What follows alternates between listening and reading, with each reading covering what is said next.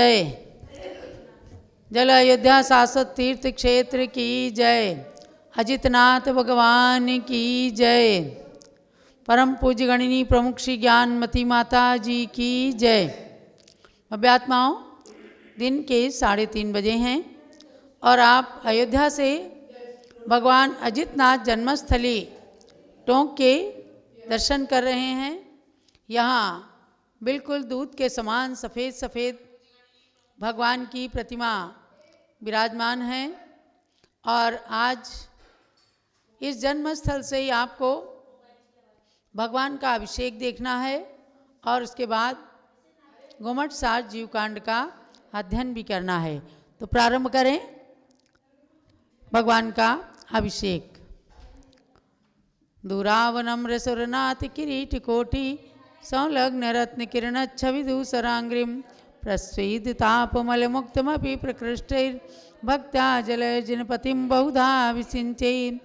ओम ह्रीं श्रीं क्लीं ऐं मरं वं मं हं सं तं पं वं वं मं मं हं हं सं सं तं तं पं पं द्रां द्रां द्रीं द्रीं द्रावय द्रावय नमो रते भगवते श्रीमते परम पवित्रता जलेन दिनमभिषेच्यामि स्वाहा।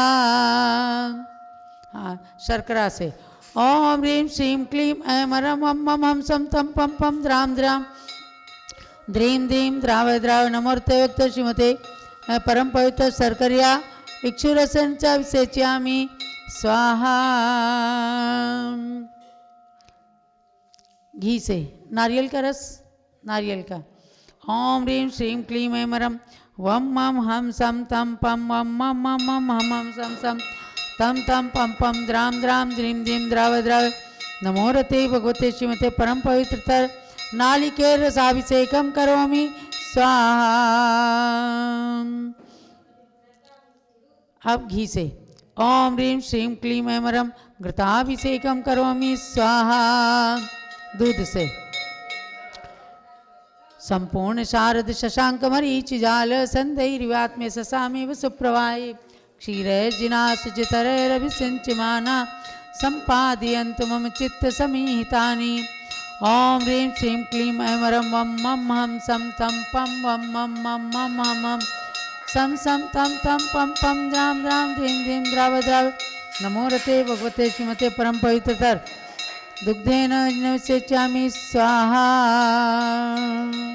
दही से, दही से, दही से करो, दही से। ओम ह्रीं श्रीं क्लीं ऐं मरं वं मं हं सं तं पं वं मं मं मं हं हं सं सं तं तं पं पं द्रां द्रां द्रीं द्रीं द्रावय द्रावय नमो रते भगवते श्रीमते परम पवित्रतर दध्नान्यसेच्यामि स्वाहा। हाँ, दही के बाद सर्वोषधि, सर्वोषधि से, सर्वोषधि से करें। ओम ह्रीं श्रीं क्लीं ऐं मरं वं मं हं सं तं पं वं वं मं मं हं हं सं सं तं तं पं पं द्रां द्रां द्रीं द्रीं द्रावय द्रावय नमो रते भगवते श्रीमते परम पवित्रतर सर्वौषधिनान्यसेच्यामि स्वाहा। चतुष्कोण कलश से, चतुष्कोण कलश। ओम ह्रीं श्रीं क्लीं ऐं मरं वं मं हं सं तं पं द्रां द्रां द्रीं द्रीं द्रावय द्रावय नमो रते भगवते श्रीमते परम पवित्र चतुष्कोण कलश अजितनाथ जन्मबिंबम अभिषेच्यामि स्वाहा। चंदन विलेपन। ओम ह्रीं चंदनानुलेपनम करोमि स्वाहा।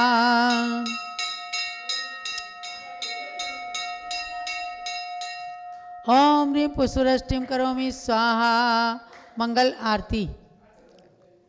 मैं तो आरती उतारूं रे अजितनाथ जिनवर की जय जय प्रभु अजितनाथ जय जय जय जय जय प्रभु अजितनाथ जय जय जय इति मंगल आरती अवतारणं करोमि।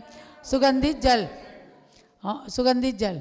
ओम ह्रीं श्रीं क्लीं ऐं मरं वं मं हं सं तं पं वं वं मं मं हं हं सं सं तं तं पं पं द्रां द्रां द्रीं द्रीं द्रावय द्रावय नमो रते भगवते श्रीमते परम पवित्र सुगंधित जलेन सेच्यामि स्वाहा।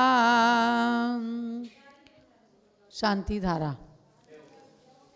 अर्घ चढ़ा लो पुजारी जी। ओम ह्रीं च जितनाज्ञेन्द्र अर्घ्यम निरपामीति स्वाहा। और अब शांति धारा करें। ओम नमो रते भगवते, ओम नमो रते भगवते श्रीमते प्रक्षिणा शेष दोष कलमशाय दिव्य तेजो मूर्ते नमः। श्री शांतिनाथाय शांतिकराय सर्वपापनाशनाय सर्वविघ्न विनाशनाय सर्वरोगोपसर्गनाशनाय सर्वप्रकट क्षुद्रोपद्रवनाशनाय सर्वक्षाम नाम विनाशनाय ओम राम ह्रीं रूम रौम राहा अस्या उषा नमः। गणिनी प्रमुख श्री ज्ञानमती मातु सर्वसंगस्य सर्वपूजिकानां सर्वभक्तिकानां च संघर्ष ब्रह्मचारिणी जन परिवार जनानां श्रीमती कामनी जयप्रकाश जैन अरिंद जय जैन धनंजय जैन सपरिवार जनानां सर्व शांतिम कुरु कुरु तुष्टिम कुरु कुरु पुष्टिम कुरु कुरु आरोग्य लाभम कुरु कुरु सर्वग्रहारिष्ट शांतिम कुरु कुरु वसट स्वाहा। जलो शांतिनाथ भगवान की, अजितनाथ भगवान की जय।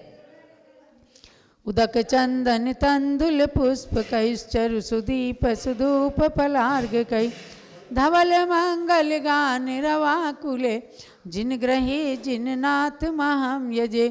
ओम ह्रीं से अजितनाथ जिनेन्द्राय अर्घ्यम निरपामीति स्वाहा। पूज्य माता के पास गंधोदक ले आए, अर्घ ले आए और अगली कार्यवाही शुरू होती है। इच्छिका मंडल उधारी माता नमन तुम्हें हम करते हैं। अष्ट द्रव्य का थाल सजाकर अर्घ समर्पण करते हैं। युग की पहली ज्ञानमती जी के श्री ज्ञानमती मात्रे जलादि अर्घ्यम निरपामीति स्वाहा। वंदना निर्मलम निर्मलम निर्मलीकरणम पवित्रम पापनाशनम जिनगंधोदकम वंदे कर्माष्टक विनाशनम सर्वकर्म निवारणम कर्माष्टक विनाशनम। पवित्र गंधोदक की वंदना करके भगवान अजितनाथ की टोंक से अब गोमठ सार जीवकांड की क्लास प्रारंभ हो रही है। सिद्धम शुद्धम पणमीय जिनिंद वर्णिमि चंदमकलंकम गुणरयण भूषणुदयम जीवस्य परुवणम गोच्छम। इस मंगलाचरण के पश्चात हम आते हैं काय मार्गना और आपका अगला विषय प्रारंभ हो इससे पहले एक प्रश्न के साथ आपकी पिछली पढ़ाई का टेस्ट लिया जा रहा है। जिन्हें प्रश्न का उत्तर आता हो तो हैंड रेज कीजिएगा और सही उत्तर बताने वालों की अनुमोदना अनुशंसा की जाएगी। आप बताएंगे पर्याप्ति के कितने भेद हैं और उनके क्या क्या नाम हैं। पर्याप्ति के भेद बताना है।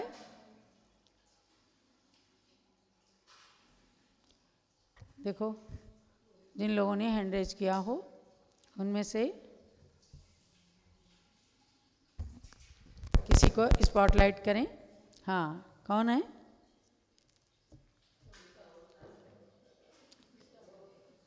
स्मिता महाजन। चलिए बताइए स्मिता जी, पर्याप्ति के कितने भेद हैं? और किसी को स्पॉटलाइट करें। बोल तो रही हैं। पर्याप्ति के कितने बताए? 3 भेद। गलत है। और किसी को स्पॉटलाइट करें। पर्याप्ति के कितने भेद हैं? सही उत्तर अभी नहीं आया है। हैं? हाँ, अलका जी को ले लो।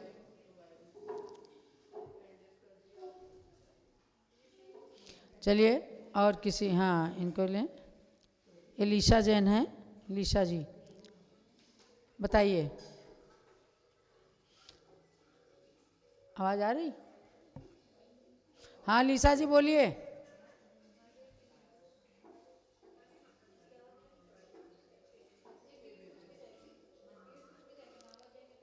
अच्छा, सही बताया। पर्याप्ति के 6 भेद इन्होंने बताए। आहार, शरीर, इंद्रिय, श्वासोच्छ्वास, भाषा और मन, इस प्रकार से पर्याप्ति के 6 भेद होते हैं। ये सब विषय आपको अच्छे से पढ़ाए गए हैं इन प्ररूपणाओं के माध्यम से, और इनका अभ्यास करके आगे की परीक्षा की आपको तैयारी करनी है। 28 फरवरी को गोमट सार के 87 गाथाओं की परीक्षा ली जाएगी। चलिए अब हम आते हैं पेज नंबर 75 75 और गाथा नंबर 66 अर्थात 66। वनस्पति काय का वर्णन चल रहा है। इसमें साधारण और प्रत्येक 2 प्रकार की वनस्पति जो बताई, साधारण जीवों के और विशेष बात बताते हैं। जत्थेक मरई जीवो, जत्थेक मरई जीवो, तत्थदु मरणम हवे अनंताणम, तत्थदु मरणम हवे अनंताणम। वक्कमई जत्थेको, वक्कमई जत्थेको, वक्कमणम तत्थनंताणम। वक्कमणम तत्थनंताणम। सामूहिक रूप में गाथा बोलिएगा। जत्थेक मरई जीवो, तत्थदु मरणम हवे अनंताणम, वक्कमई जत्थेको, वक्कमणम तत्थनंताणम। यत्रैको म्रियते जीवः, तत्र तु मरणं भवेदनन्तानां। प्रक्रामति यत्र एकः, प्रक्रमणं तत्र अनन्तानां। इसमें बता रहे हैं साधारण जीव यानी प्रत्येक और साधारण, ये केवल वनस्पति कायिक जीवों में ही भेद होते हैं। तो साधारण जीवों के लिए कहा गया कि साधारण जीवों में जहाँ पर एक जीव मरण करता है वहाँ अनंत जीवों का मरण हो जाता है। जत्थेक मरई जीवो, एक जीव जब मरता है तो तत्थदु मरणम हवे अनंताणम, वहाँ पर अनंत जीव एक साथ मरण को प्राप्त हो जाते हैं। और जहाँ वक्कमई जत्थेक को, जहाँ एक जीव का जन्म होता है वहाँ अनंत जीवों का जन्म हो जाता है। तो ये किसमें है? साधारण जीवों में। एक इंद्रिय होती है उनके, लेकिन उन साधारण जीव जैसे काई, जैसे नदी या तालाब में ऊपर ऊपर शैवाल लग जाती है, उसको उसमें भी लोग ले करके उसको निचोड़ देते हैं, या काई को एक साथ रगड़ दिया, तो एक साथ ये जीव अनंत अनंत जीव एक साथ जन्म लेते हैं और एक साथ मरण को प्राप्त हो जाते हैं। तो साधारण जीवों में उत्पत्ति और मरण की अपेक्षा सादृश्य है। जो एक समय में जो जीव उत्पन्न हुए तो एक साथ साधारण जीवों की तरह, वो एक समय में उत्पन्न होने वाले साधारण जीवों की तरह द्वितीय आदि समयों में भी उत्पन्न होने वाले साधारण जीवों का जन्म मरण साथ ही होता है। साधारण मतलब साधारण, यानी एक जैसा जन्म एक जैसा मरण, और अनंत अनंत जीवों का पिंड होता है। तो वह आप जानिएगा विशेष रूप से काई और शैवाल में। यहाँ पर इतना विशेष समझना है कि एक बार निगोद शरीर में या सूक्ष्म निगोद शरीर में साथ ही उत्पन्न होने वाले अनंत साधारण जीव या तो पर्याप्तक ही होते हैं या अपर्याप्तक ही होते हैं, माने पर्याप्ति पूर्ण होने से पहले वो मर जाते हैं। तो मिश्र रूप में यहाँ पर्याप्त अपर्याप्त मिश्र रूप अवस्था नहीं होती है, क्योंकि उनके एक समान ही साधारण वनस्पति नाम कर्म का उदय पाया जाता है। ये 66 नंबर की गाथा हुई। अब आगे आइएगा आप। इनका विशेष विश्लेषण जानने के लिए आपको गोमट सार जीवकांड की बड़ी टीका को थोड़ा सा पढ़ना पड़ेगा, लेकिन यहाँ पर चूँकि सार रूप में ही सारी बातें चल रही हैं इसलिए मैं आपको ज़्यादा विस्तार में नहीं ले जाती हूँ। आगे चलें। एक निगोद शरीर में कितने जीव हैं? एक निगोद शरीरे, एक निगोद शरीरे जीवादवपमाण दो दिठा जीवादवपमाण दो दिठा सिद्धे ही अनंत गुणा सिद्धे ही अनंत गुणा सवेण विदित कालेण। सवेण विदित कालेण। सामूहिक गाथा पढ़िए। एक निगोद शरीरे जीवादवपमाण दो दिठा सिद्धे ही अनंत गुणा सौम्येण वितीद कालेण। एक निगोद शरीरे जीवा द्रव्य प्रमाण तो दृष्टा सिद्धैरनंत गुणा सर्वेण व्यतीत कालेन। देखो क्या है, इन निगोदिया जीवों के बारे में सूक्ष्म ज्ञान केवल सर्वज्ञ भगवान अनंत भगवान अपने केवल ज्ञान के द्वारा ही इन सूक्ष्म अवस्थाओं को बताने में सक्षम है। बाकी आपको कहीं भी जैन धर्म के ग्रंथों के अतिरिक्त ये सूक्ष्म विवेचन आपको कहीं भी नहीं प्राप्त होगा। तो कह रहे हैं एक निगोद शरीरे, समस्त सिद्ध राशि का मतलब एक निगोदिया जीव के शरीर में संपूर्ण अतीत काल के समयों का जितना प्रमाण है समस्त सिद्ध राशि का, और संपूर्ण अतीत काल के समयों का जितना प्रमाण है द्रव्य की अपेक्षा से उनसे अनंत गुणे जीव एक निगोद शरीर में होते हैं। अब आप समझ लो, जैसे इसीलिए जो कंदमूल हैं वो निगोदिया जीव का पिंड माने जाते हैं। जैसे एक आलू है, एक गाजर है, या कोई भी कंदमूल मूली है, तो उसके आश्रित अनंत निगोदिया जीव रहते हैं। और इसका प्रत्यक्ष प्रमाण जो विज्ञान के द्वारा स्पष्ट हुआ कि एक आलू के आप सैकड़ों सैकड़ों टुकड़े कर लीजिए और वे टुकड़े एक एक अलग अलग करके आप बीज के रूप में जमीन में बो देंगे तो अलग अलग वो पेड़ निकल आएंगे, क्योंकि उस एक निगोदिया जीव के शरीर में कंदमूल के अंदर अनंत निगोदिया जीवों का पिंड होता है। इसलिए आपको कंदमूल भक्षण करने के लिए, कंदमूल खाने के लिए निषेध किया जाता है। तो कम से कम बच्चों के अंदर संस्कार डालें, आप अपने घर के अंदर भी, कि ये आलू, गाजर, मूली आदि कंदमूल का पूरा त्याग करें, बहुत अच्छा है। वरना अष्टमी चतुर्दशी के दिन, पर्व के दिनों में कभी भी इन कंदमूल की सब्जियों का भक्षण ना करें। कई सारे लोग इसमें तर्क वितर्क करते हैं। एक बीच में प्रसंग और भी आया कि कुछ लोगों ने परिभाषा निकाली कि इन कंदमूल को भी जो सप्रतिष्ठित हैं इनको उबाल करके और सुखा करके खाने में इनमें दोष नहीं है। तो कोई कोई आलू सुखा के चिप्स बना के खाने लग गए और इसमें दोष नहीं है। खाना मतलब आप क्या खाने की आदत है या कंदमूल त्याग नहीं है वो एक अलग बात है, लेकिन शुद्ध मान के खाना या ये निर्जीव हो गए ऐसा नहीं। मूलाचार आदि ग्रंथों में भी ये बताया कि सारे कंदमूल निषिद्ध हैं, केवल एक हल्दी और सौंठ, हरिद्रा और सुंठिका को त्याज्य नहीं बताया, क्योंकि ये दोनों चीज़ें कंदमूल होते हुए भी जब इनको सुखाया जाता है तो ये काष्ठवत बिल्कुल लकड़ी के समान सूख जाते हैं और इनका पाउडर बन जाता है, आटे के समान बन जाते हैं। इसलिए सुंठिका और हरिद्रा को सूखने के बाद उसमें लेने में साधुओं को भी ऐतराज नहीं बताया गया है, उसको प्रयोग कर सकते हैं। बाकी सारे कंदमूल, किसी भी कंदमूल में इस प्रकार आप आलू के चिप्स बना करके सुखा लीजिए, थोड़ी सी देर बाद ही वो नरम हो जाएंगे। तो वो निगोदिया जीवों के पिंड माने जाते हैं।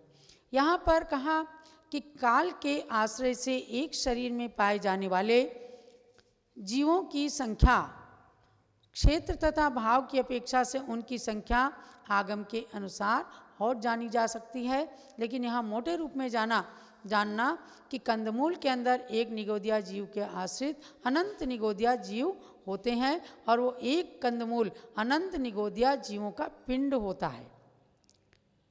तो इन वनस्पति कायिक जीवों के बारे में जान करके आपको इनका त्याग करना है, जिसके अंदर महान हिंसा होती है।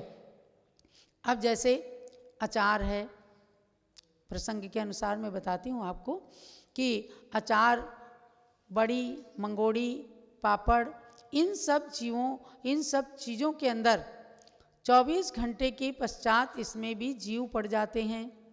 लोग हरी तो त्याग कर देते हैं, अचार खाने लगते हैं, बड़ी मंगोड़ी खाने लगते हैं। ये भी अपनी मर्यादा में ही शुद्ध रहते हैं। तो इनको भी 24 घंटे के बाद कोई भी व्रती को नहीं खाना चाहिए, ये आपको ध्यान रखना है। बाकी हरी है तो पेड़ से टूट के अचित हो गई, उसको खाने में किसी प्रकार का दोष नहीं है। उनको छोड़ करके अगर आप बड़ी मंगोड़ी, पापड़ वगैरह यूज़ करते हैं जो 24 घंटे की मर्यादा से ज़्यादा दिन के हो गए, तो उनमें ज़्यादा दोष है। हरी में किसी प्रकार का कोई दोष नहीं होता।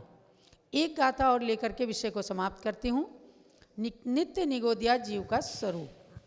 अत्यणंता जीवा, अत्यणंता जीवा, जेहिण पत्तो तसाण परिणामो, जेहिण पत्तो तसाण परिणाम, भाव कलंक सुपौरा, भाव कलंक सुपौरा, निगोदवासम न मुंचन्ति, निगोदवासम न मुंचन्ति। सामूहिक गाथा पढ़िए। अत्यणंता जीवा, जेहिण पत्तो तसाण परिणामो, भाव कलंक सुपौरा, निगोदवासम न मुंच। जीवा यैर्न प्राप्ता तृषाणां परिणामः, भाव कलंक सुप्रचुरा, निगोदवासम न मुंचन्ति। भव्यात्माओं, जानो कि नित्य निगोदिया का स्वरूप क्या है। यानी 3 लोक की जो रचना है, जो 3 लोक जैन धर्म का प्रतीक चिन्ह माना जाता है, उसमें नीचे जो अधोलोक है, अधोलोक में सबसे नीचे गोद रहता है। वह नित्य निगोद का स्थान है, जहाँ ऐसे जीव रहते हैं जिन्होंने पहले कभी भी त्रस की पर्याय ही नहीं पाई, जो निगोदिया अवस्था में ही बस वहाँ 18 बार जन्म मरण करना, यही उनकी नियति होती है। तो कहा कि ऐसे अनंत जीव हैं जिन्होंने त्रसों की पर्याय अभी तक कभी भी प्राप्त नहीं की है, तो वो नित्य निगोदिया जीव कहे जाते हैं। और जो निगोद अवस्था में जीवात्मा है, इसलिए परिणाम है, तो वहाँ पर प्रचुर संक्लेश रूप हमेशा परिणाम रहते हैं। उससे अभिभूत होने के कारण वो नित्य निगोद को कभी नहीं छोड़ते, इसलिए नित्य निगोदिया कहे जाते हैं। देखो, निगोद के 2 भेद हैं। एक है नित्य निगोद, एक इतर निगोद या चतुर्गति निगोद। नित्य निगोद माने जिन्होंने कभी त्रस पर्याय को प्राप्त नहीं की, वे नित्य निगोदिया कहलाते हैं। और जिनने कभी त्रस पर्याय को प्राप्त कर लिया हो, उसे चतुर्गति निगोद कहा जाता। नित्य निगोदिया जीवों की बात बताई है। ऐसे निगोद में हमें कभी न जाना पड़े, इसलिए मिथ्यात्व का हमेशा त्याग करना। अब पूज्यगणी ज्ञानमती माता का मंगल उद्बोधन। ओम नमः सिद्धेभ्यः, ओम नमः सिद्धेभ्यः, ओम नमः सिद्धेभ्यः, ओम नमः सिद्धेभ्यः, ओम ह्रीं श्री अजितनाथ तीर्थंकराय नमः। ओम ह्रीं श्री अजितनाथ तीर्थंकराय नमः। भव्यात्माओं, ये अयोध्या शासक जन्मभूमि अयोध्या, यहाँ पर भगवान अजितनाथ ने गर्भ, जन्म, दीक्षा और केवल ज्ञान 4 कल्याणक प्राप्त किए हैं। 4 कल्याणक से पवित्र भूमि, और आज सौभाग्य से, बड़े पुण्य के योग से भगवान अजितनाथ की जन्मभूमि पर जो मंदिर बना है और भगवान अजितनाथ विराजमान हुए हैं, उनके चरण सानिध्य में बैठ करके हम और आप आज भगवान का अभिषेक भी देखा है और इस गोमटसार की क्लास को सुन रहे हैं। भव्यात्माओं, भगवान ऋषभदेव के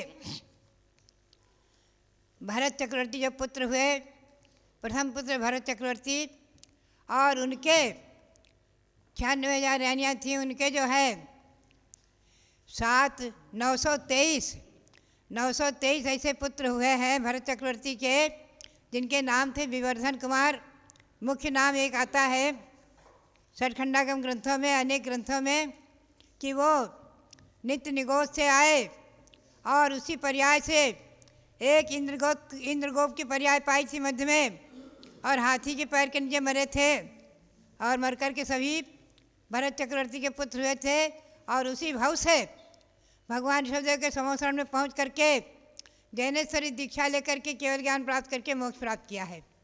ऐसे उन विवर्धन कुमार आदि 923 सिद्धपद प्राप्त परमेष्ठी को नमन करते हुए और भगवान अजितनाथ के श्री चरणों में अनंत बार नमन करते हुए और अनंतनाथ भगवान की जन्मभूमि से, आज इस शाश्वत जन्मभूमि अयोध्या से हमें और आपको आनंद प्राप्त हो रहा है।